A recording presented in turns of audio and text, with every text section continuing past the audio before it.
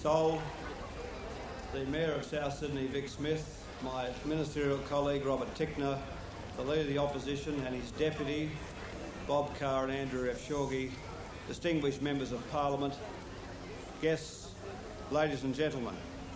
Well, I'm very pleased to be here today at the launch of Australia's celebration of the 1993 International Year of the World's Indigenous People. It will be a year of great significance for Australia. It comes at a time when we've committed ourselves to succeeding in the test which so far we've always failed. Because in truth, we cannot confidently say that we've succeeded if we've not managed to extend opportunity and care, dignity and hope to the Indigenous people of Australia, the Aboriginal and Torres Strait Islander people. This is a fundamental test of our social goals and our national will. Our ability to say to ourselves and to the rest of the world that Australia is a first-rate social democracy, that we are what we should be, truly the land of a fair go and the better chance. There is no more basic test, I think, of how seriously we mean these things.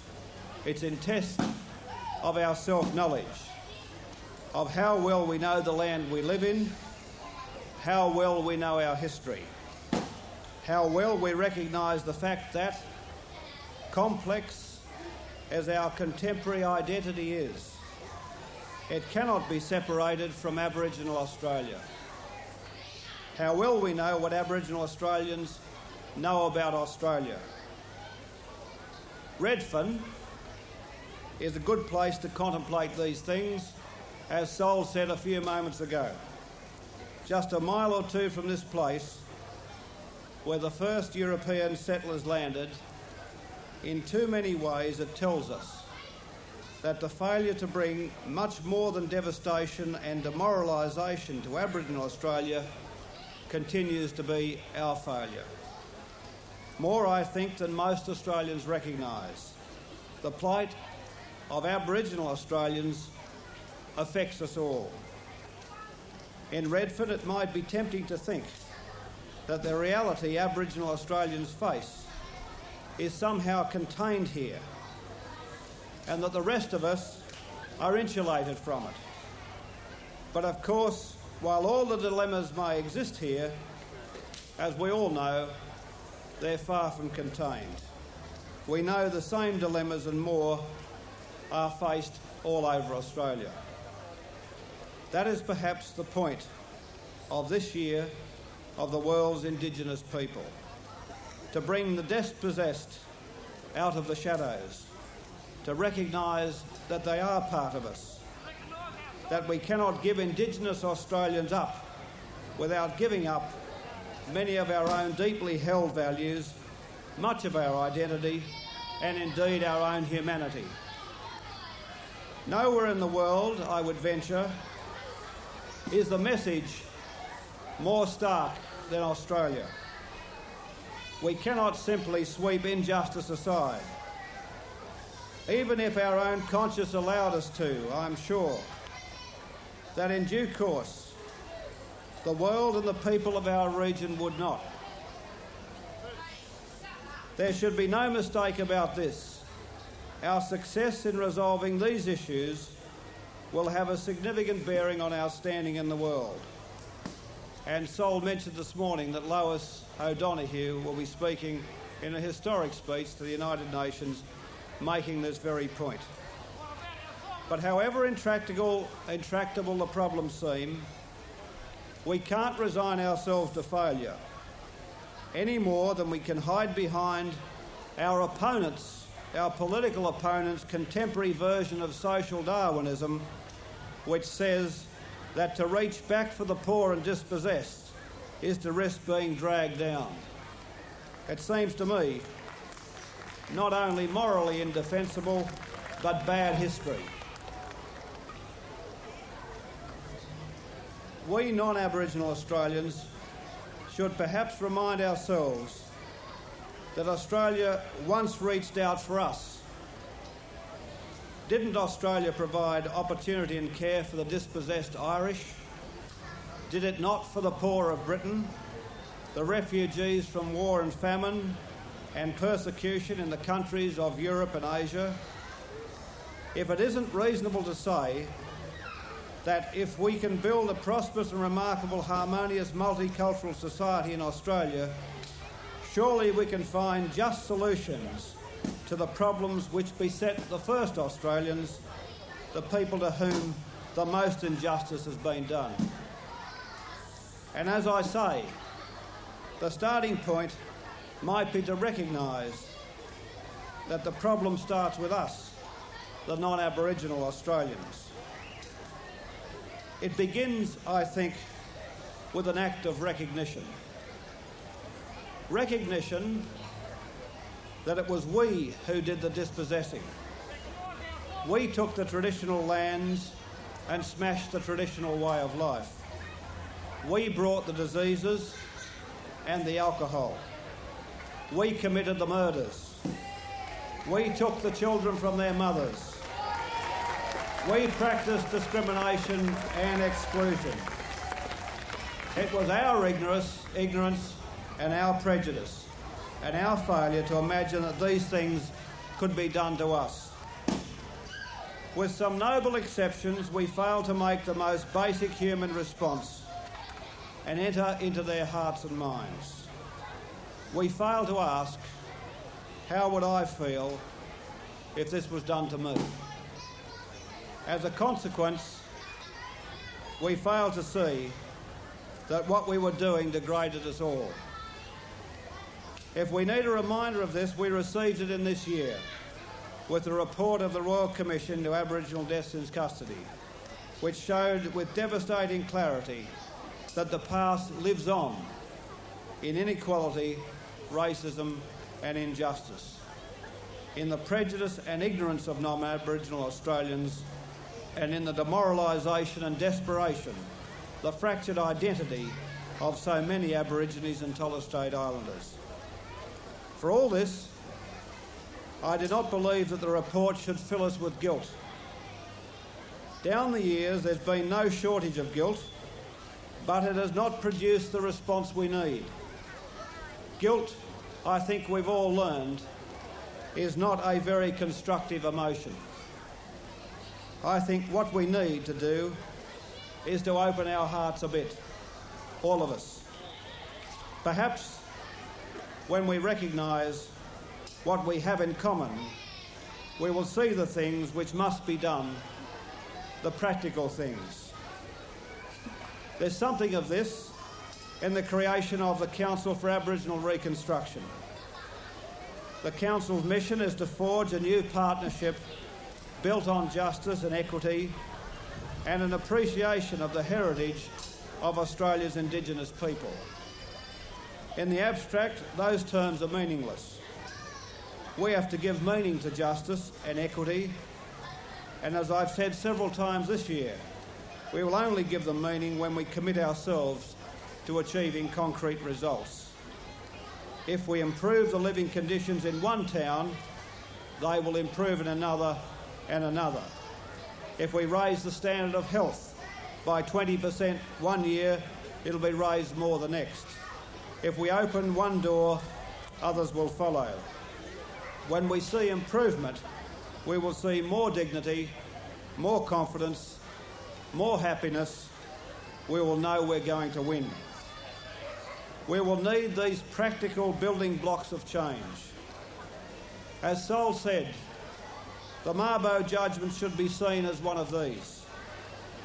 By doing away with a bizarre concept that this continent had no owners prior to the settlement of Europeans, Mabo establishes a fundamental truth and lays the basis for justice. It'll be much easier to work from that basis than it's ever been from any case in the past. For that reason alone, we should ignore the isolated outbreaks of hysteria and hostility to Mabo which we've heard in the past few months. Mabo is an historic decision. We can make it an historic turning point, the basis of a new relationship between Indigenous and non-Aboriginal Australians. The message should be that there's nothing to fear or to lose in the recognition of historical truth, or the extension of social justice, or the deepening of Australian social democracy to include Indigenous Australians. In fact, as all of us I think here know, there's everything to gain. Even the unhappy past speaks for this. Where Aboriginal Australians have been included in the life of Australia, they have made remarkable contributions. Economic contributions, particularly in the pastoral and agricultural industry. They are there in the frontier and exploration history of Australia. They were there in the wars, in sport to an extraordinary degree, in literature and art and in music. In all these things, they've shaped our knowledge of this continent and of ourselves. They've shaped our identity. They are there in the Australian legend, and we should never forget they've helped us build this nation. And if we have a sense of justice, as well as common sense, we will forge a new partnership. As I said, it might help if we non-Aboriginal Australians imagined ourselves dispossessed of land we had lived on for 50,000 years, and then imagined ourselves told that it had never been ours. Imagine if ours was the oldest culture in the world and we were told that it was worthless. Imagine if we had resisted this settlement, suffered and died in the defence of our land, and then were told in history books that we'd given up without a fight. Imagine if non-Aboriginal Australians had served their country in peace and war and were then ignored in history books. Imagine if our feats on the sporting fields had inspired admiration and patriotism and yet did nothing to diminish prejudice. Imagine if our spiritual life was denied and ridiculed. Imagine if we had suffered the injustice and then were blamed for it. It seems to me, if we can imagine the injustice, we can imagine the opposite. And we can have justice. I say we can have justice for two reasons. I say it because I believe that the great things about Australian social democracy reflect a fundamental belief in justice. And I say it because in so many other areas we have proved our capacity over the years to go on extending the realms of participation, opportunity and care. Just as Australians living in the relatively narrow and insular Australia of the 1960s imagined a culturally diverse, worldly and open Australia, and in a generation turned this into a reality, so we can turn the goals of reconciliation into a reality. There are very good signs that the process has begun. The creation of the Reconciliation Council is evidence of this. The establishment of ATSIC, the Aboriginal and Torres Strait Islander Commission, is also evidence. The Council indeed is the product of imagination and goodwill. ATSIC emerges from the vision of Indigenous self-determination and self-management. The vision's already become the reality of almost 800 elected Aboriginal regional councillors and commissioners determining priorities and developing their own programs. All over Australia, Aboriginal and Torres Strait Islander communities are taking charge of their own lives, and assistance with the problems which chronically beset them is at last being made available in ways developed by the communities themselves. If these things offer hope, so does the fact that this generation of Australians is better informed about Aboriginal culture and Aboriginal achievement, and about the injustice that has been done, and than any generation before it has so been aware. So we are beginning to more generally appreciate the depth and the diversity of Aboriginal and Torres Strait Islander cultures.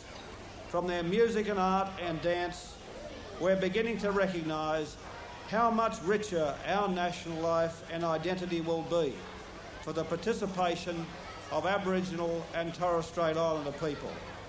We're beginning to learn that the Indigenous people have known for many thousands of years how to live with our physical environment. Ever so gradually, we're learning to see Australia through Aboriginal eyes, beginning to recognise the wisdom contained in their epic story. I think we're beginning to see how much we owe the Indigenous Australians and how much we've lost by living so apart. I said we non-Indigenous Australians should try to imagine the Aboriginal view. It can't be too hard. Someone imagined this event today and it's now a reality and a great reason for hope. But there's one thing today we cannot imagine. We cannot imagine that the descendants of people whose genius and resilience maintained a culture here through 50,000 years or more, through cataclysmic changes to the climate and the environment, and who then survived 2 centuries of dispossession and abuse, will be denied their place in the modern Australian nations. We can't imagine that. We cannot imagine that we'll fail. And with the spirit that is here today, I'm confident that we won't fail. I'm confident we will succeed in this decade. Thank you very much for listening to me.